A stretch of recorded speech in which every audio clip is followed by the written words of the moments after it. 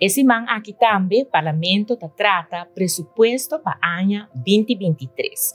Presupuesto que está histórico, já que aqui, depois de 15 anos, o governo está entregando presupuesto na hora, no Parlamento de Aruba, riba 1 de setembro do ano primeiro. O presupuesto aqui está histórico também, para sobra, e vai conhecer surplus de 1% de nosso GDP, que é equivalente a 63 milhões. Histórico, para sobra, está na 2019, nós logra, depois de 2 anos e tempo para ter surplus de 4 milhões, e depois de conhecer déficit tão grande produzir para a pandemia, agora que não tem apenas 3 anos depois, o governo está apresentando presupuesto com surplus de 63 milhões de florins.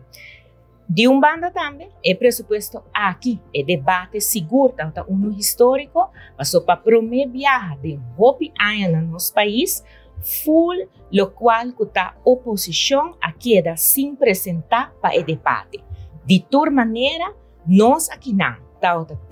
Para assim demonstrar que o trabalho sério assim na bem-estar do país Aruba sempre está logra.